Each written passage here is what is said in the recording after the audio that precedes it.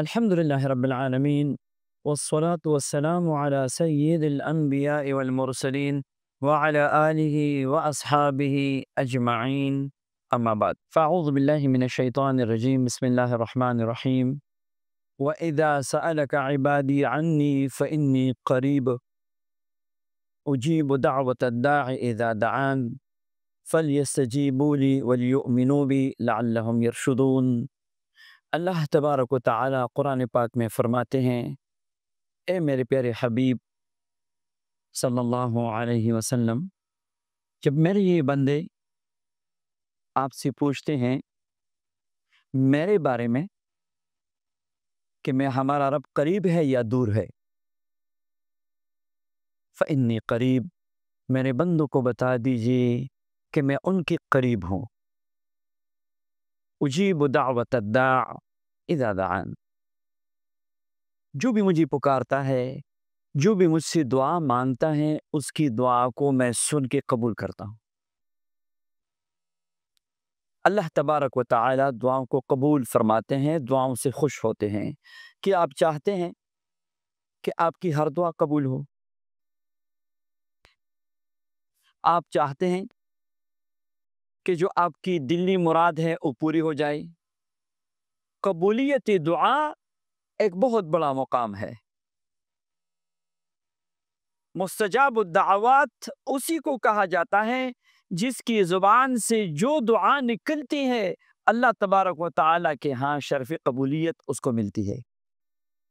یہ بندہ مستجاب الدعوات ہے، اس کی ہر دعا قبول ہے. آئیے ایک ایسا عمل آپ کو بتا رہا ہوں انشاءاللہ اس درس میں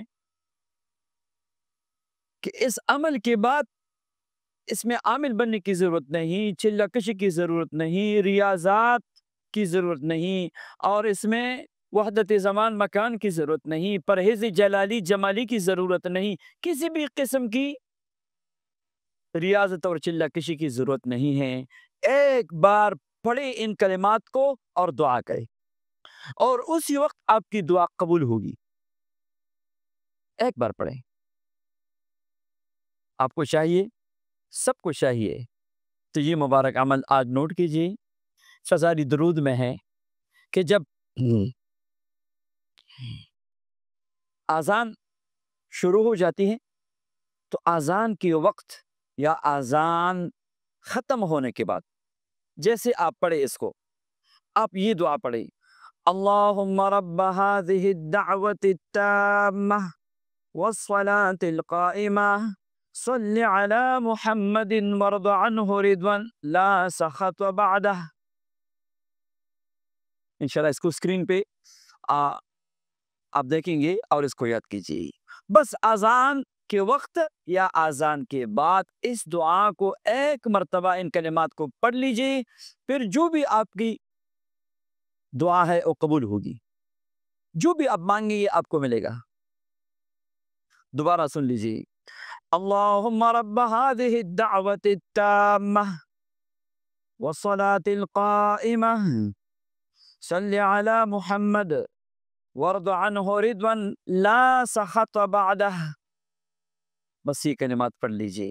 اللہ تبارک و تعالی پڑھنے کی بھی توفیق نصیب فرمائے اور اللہ تبارک و تعالی ہم سب کی دعاؤں کو قبول فرمائے. آمین یا رب العالمین.